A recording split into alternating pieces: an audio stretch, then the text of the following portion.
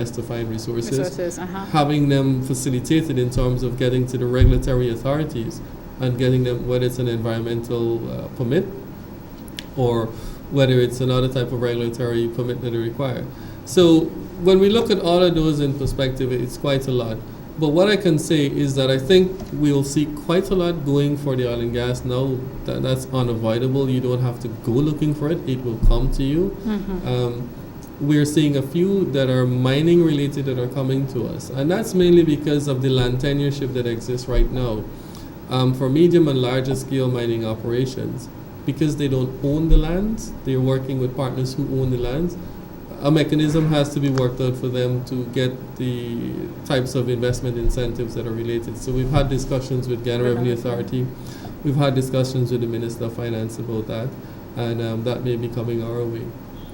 I think we'll continue to see agriculture investments, and the good thing is that we may see more agro-processing and those who are going higher up the chain.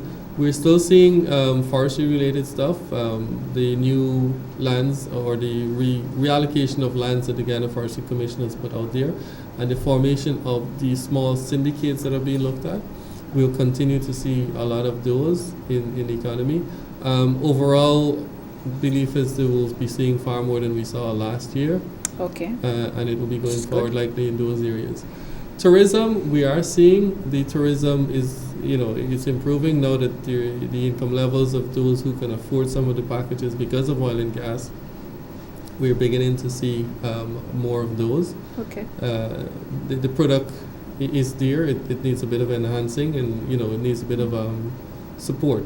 The numbers support to make them much better. Okay. All right. Great. Fabulous. Thank you so very much for this conversation. Thank you very much, and it's a pleasure being here, and we're always happy to share the word as to what is going on and let people know that even if you're not sure, it's okay to come and talk to us. Okay, great. Viewers, if you're now tuning in, of course, you've missed the discussion.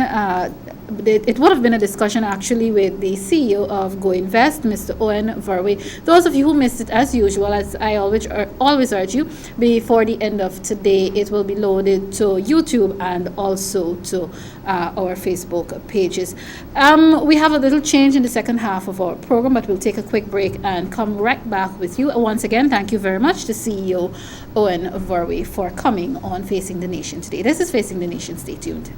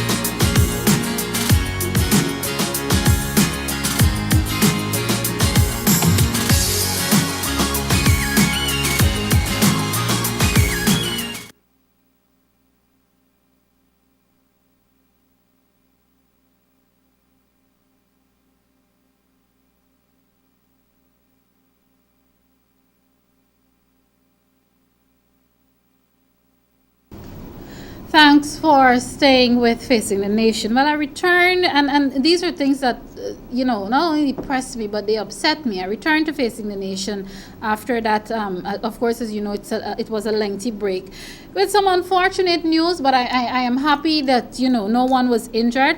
I did promise you earlier that in the second half of the program, we'll be chatting with the Director of Solid Waste Management, Mr. Walton Orion. Unfortunately, because citizens continue to not listen, he was involved in a vehicular accident maybe about 30 minutes ago or so when he was on his way to the studio. So we will not be having that conversation with him. I'm told that he's not injured. No one was injured, but of course his vehicle is badly damaged.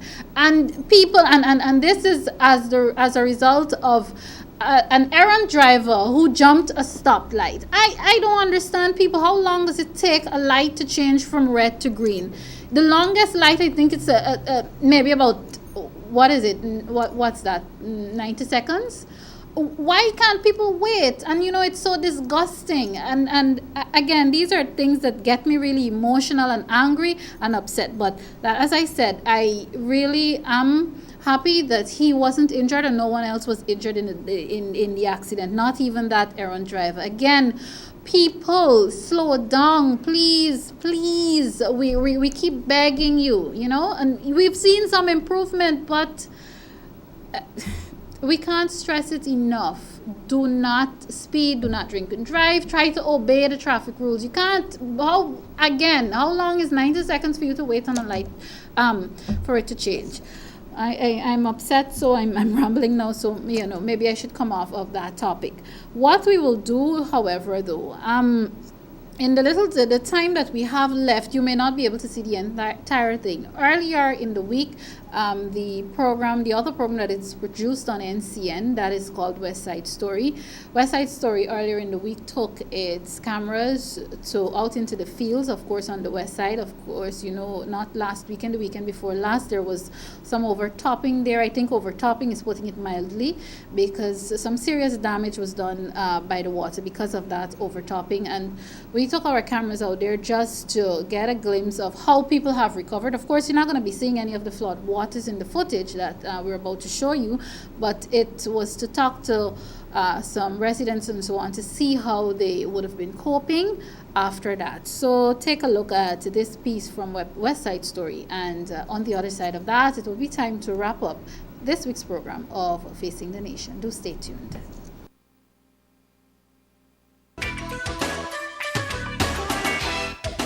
Hello again, Guyana. This week, West Side Story comes to you from the Leonora Diagnostic Center right here on the west side. Now, we're coming to you this week from a not so pleasant note. Last weekend, there was some overtopping here on the West Dam. Of course, residents, communities were displaced, but the entire hospital is currently on a shutdown. Obviously, the water did a lot of damage. There is so much cleaning going on. There is a buzz of activities coming up a little later on. We will be talking to the hospital's administrator, Miss Kathleen Armstrong.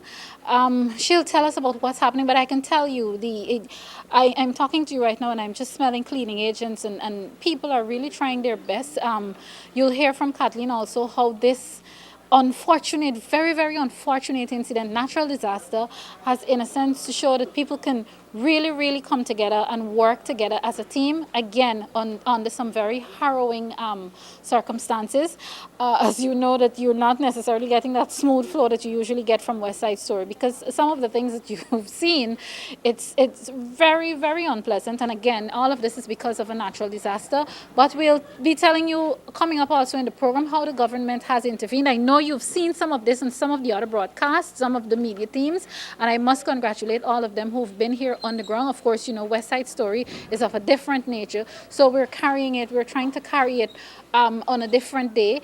Again, most of the cleanup has commenced and completed, but we're trying to bring you some of the information that you haven't yet gotten. So stay tuned. West Side Story will be back, and we'll be talking to the hospital's administration to see how they are faring in all of the cleanup efforts after that unfortunate overtopping incident last week. And of course, I am Malika N.Ramsey. Do stay with West Side Story.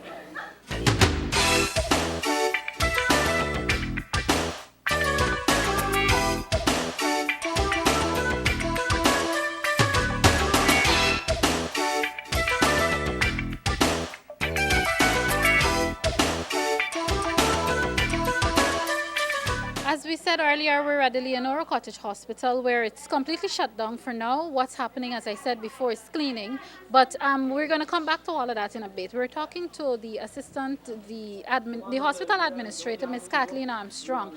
Of course, she's extremely busy, as you would understand now. Things are a bit crazy because they're still trying to recover from that overtopping they had last weekend. So, Miss Kathleen, again, welcome back to West Side Story. It is unfortunate that is under these very hurtful circumstances. What is happening here at the Leonora Cottage Hospital as we speak? First of all, I don't know where to begin, but we've had a very harrowing experience from the overtopping last Friday. As we speak, we are still trying to mop up, to clean up. We've finished internally, but we're now doing the external cleaning. Lots of things have happened over the last 2 days, but I want to foremost thank the entire staff at Leonora Diagnostic and Treatment Center for the tremendous support. This experience really taught us how cooperative and how we could stand together as a team. Right now, we also have on board with us the core group from the Ministry of Public Infrastructure, helping us on the outside. They were here yesterday and they help us to wash out and to mop out as well. Okay, all right. Again, I don't want to put Ms. Armstrong under too much pressure because she has a lot that she's dealing with right now. Are you in a position to say if there were damage done to any equipment? How much of a setback is this? How soon do we expect the Leonora Diagnostic Center to be up and running again? I cannot overemphasize my gratitude to the Sentinel security, especially those attached to this institution, for the effort they put in at 4 o'clock on Friday morning.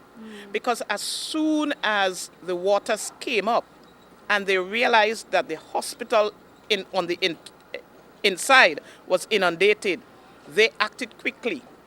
They just got keys and they started opening up departments and just lifting stuff, medical equipment, and putting them on tables, on chairs, just to get them out of the water. And I do express our sincere gratitude to those members of staff of the security department. So far, we know that our generator, that couldn't be moved. So that went. We are waiting for it to be completely serviced. There were 2 fridges that we really couldn't help to save, and those 2 we will have to look at, and our washing machine in the laundry department. Okay. Apart from that, no medical equipment. Perfect. God is good. But what about time, reopening time, functioning time? And I know we've heard on other broadcasts, but we can't bring this information to you enough so that you know what is happening. We've heard that patients would have been transferred to close medical institutions that are closed. Tell us about that, and how soon is this institution, this facility, expected to be up and running? All right. Now, this institution, we should be finished with our mopping up exercises by Thursday. I'd say Thursday. So by Monday, we should be up and running. Okay. As I said before, we cannot overemphasize the goodness of the security. If it weren't for them, we would have lost a lot. Okay, all right. And you've been able to check on your patients that have been transferred? Those patients who have come to us, they are going to the Mildred Cox Young Health Center, N.Ramsey. Quite a few of them, quite a number of them. Some of them have come, and for example, in the eye care, and what we've done, we have reappointed the dates. Okay. All right, great. We're going to have to leave it there for now with the hospital's administrator, Ms. Kathleen Armstrong. Kathleen, thank you so very much, and good luck in all of the other cleanup efforts and checking on your other patients and so on.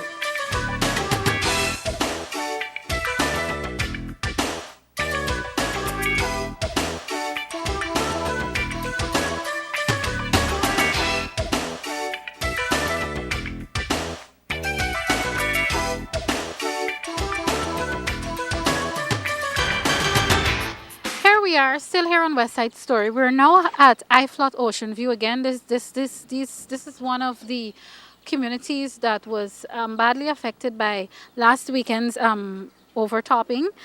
And it's interesting to see what is happening at the road, because we were here on West Side Story just a few weeks ago. And as I speak to you, my cameraman is getting the. And again, it's amazing what natural disasters can do, and not amazing in a good way at all, because the apparently the heavy overtopping caused certain parts of the road to break up. And I know some people, again, I know some people and some of the other members of the media and so on would have been here. But again, we're doing this specifically for West Side Story, just to show you the damage that would have been done. Coming up a little later on, I'll be talking to one of the community development officers here for Region 3 here on the West Side. And he'll tell you about, and I know some of you have seen indeed already how the government would have responded. But he'll be giving you some more details on how government responded, and we'll also be able to visit one of the shelters here in this community, which the people are occupying until their homes are back in if not perfect order, but at least in livable order and livable condition. But again, we're here at IFLOT. We're going on to Stuartville next, which is not very far away. Again, West Side Story comes to you this edition, very unfortunate circumstances, and we'll continue to bring you more on this edition of West Side Story. Stay tuned. We're still here on West Side Story, and we'll be talking to another family here at IFLOT, and you'll hear about how this gentleman and his wife and children would have been coping thus far, and you'll hear about what they've lost and so forth. And coming up later on, you'll hear on how government has responded to not only help this family, but other families who have been unfortunately displaced by last week's overtopping. Yeah, towards the afternoon, the water start come. Well, when it start come, I didn't take a little serious or whatsoever. We try to save, we put sandbag and thing, and we try to save as much as what we can happen, because the water, the wave, everything. Then otherwise you come over there, actually you come like wave and them thing. So you lash out everything damaged. How long have you lived in this community? I ban going. Has this ever happened before? No, it not really happen. It happened, but it don't reach on the roadside. It used to reach on the low side, like where people over the sea side, it does reach, but it not reach like over the side and them thing and so. This is the first time it happened. So long I live. I'm going to 40 and things soon, so this is the first time. Everything. Big hard work, I can't stop them, I know. How has the region and by extension government promised to help you to ease the burden? Yeah, they help you a lot, Then come around, they assist, the minister them and thing come around. Everybody come, have a few words and thing. They help out and thing, they give me little things and so. Well, I know for a fact that Region 3 will be donating some stuff to you, and we're going to be talking to one of the community development councillors, Ganesh Maipal, a little later on, and he'll tell us exactly what you'll be given. So, our heart and prayers go out to you, us here on West Side Story, go out to you and all of the residents of this community and the other communities, and we will try to do our part to ensure that both the region and by extension the government of Guyana continue to provide the little that they can. So thank you very much for talking to us on West Side Story. Thank you very much, too.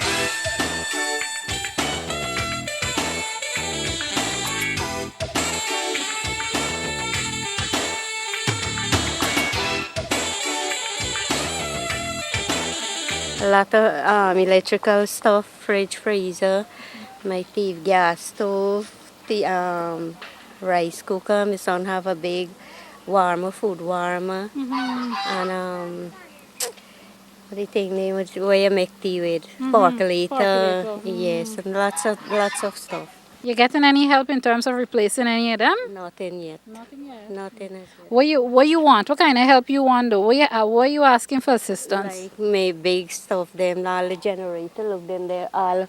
Because Thursday when it happened, I wasn't at home, so everything was underwater. Okay. Everything was underwater. Okay. And how your cleanup efforts coming? So far we're trying. Yes, we're trying. And I want to go to the dispensary today because I put itching and burning. Okay, Yes. you know if it's from the cleanup and so. Yes, it's from the cleanup. It's from the cleanup. All right, well, best of luck, and thanks for talking to us. Okay, thank you very much.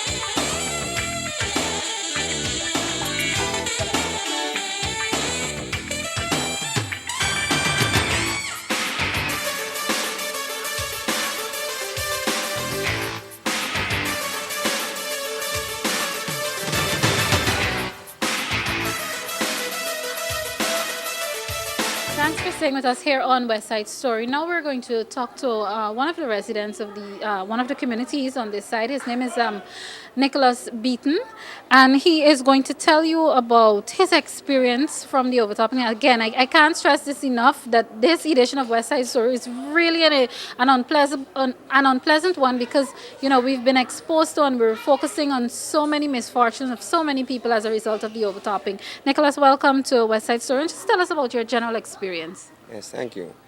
On Thursday afternoon, the day before Pagwa, I encountered I was at work. When I come home, I was like, noticed that the whole water was lashing over and the whole place like flood up severely and thing. So I decided now to go and check my home because I was concerned. And I decided to walk up the seawall now, like the water was washing over, but I was like a risk I was taking going there. So I eventually walking, going in the water, swim, paddling, going. One of the squatting house and the resort behind where I live had I know that by living there I know I got a house behind by me. So all of a sudden when I swimming going down now, I know I get a cut on my foot and get slight injuries. So as I pass now I hear like somebody hollering and this house like majority quarter the house in water. And then when I watch up like up in the roof part of the house guys now it's like high. It's like so much after they done drop on the ground. When I watch I see how hand hang through and I hear like somebody hollering. So I was like when I pay attention carefully, I noticed that it's the woman that trapped inside the house. I was like, try swim wrong when I bracing the door because whoever went to the house after it fall along and so, like chuck off the door and left she inside the pin down. She gonna like come out or anything. She was there eventually when the water started rising. Because later on in the day, like half an hour after the water covered the place. You understand? So I ended up brace and gone inside down there and take shot and carry she to safety. Okay. And think now when I go in and check my place, my losses was like real more severe than her, but likewise I deal with she and then go back to me because I don't see what going on there. And it's so hot in my heart so much and no why I can't I thinking about she and watch and I think for me now. So when I go and end up going back swim crash the house where I previously going.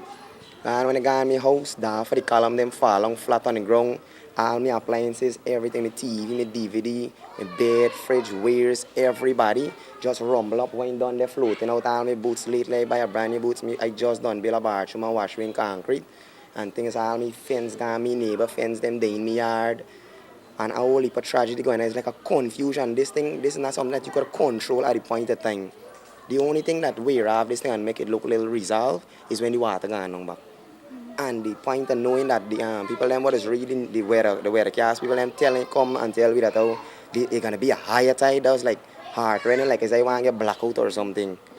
And you see the height of the water, obviously you all broke way all on the eastern side, like on the edge, and the water was just flowing over, and the height of the wave them, oh my God, when you see them things like you don't know how to witness and explain it, other than seeing it. It's like real disaster, like. Well, we are indeed sorry about your loss, but at the same time, congratulations to you because it is a humanitarian effort. You've lost a lot.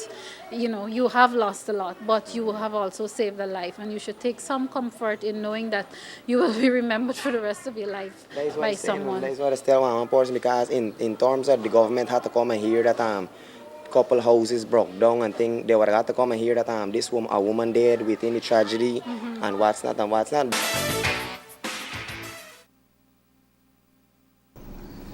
All right. Unfortunately, we would have had to cut that short. But that program, that particular episode, that particular edition of West Side Story will be shown in its entirety tomorrow on NCN at 2 p.m. Some really touching stories came out of that, and it just reminds us that when it comes to Mother Nature, we're all equal, because Mother Nature doesn't ask how much money you are, what race you are, who you voted for, and where you live. It simply comes. So it was really, touching to listen to those residents in that community and, hear about their experiencing, touching and bringing you back to reality, because sometimes as human beings, we need to be brought back to reality. Unfortunately, that's all the time I have with you this week on Facing the Nation. Once again, thank you very much to the CEO of Go-Invest, Mr. Owen Verwey, for coming and sharing with us. I know you learned a lot. I did learn a lot, because I always admit that the business sector and economics, they're not necessarily my fields, but I have a good support system. So I still learn every now and again about what is happening with our economy. And most importantly, again, as to echo some of the sentiments as CEO of Verwey, not what is, but how it is happening. And again, how we stand to benefit as a nation. I do apologize again on behalf of it's not even an apology, because he unfortunately could not make it because of that accident. We're looking forward to having him, if not next week, on another program, but I will keep you posted on that. Once again, thank you very much for tuning in. I always urge you, be good Guyanese citizens, take care of yourselves and take care of each other. I am Malika N.Ramsey, and this has been Facing the Nation.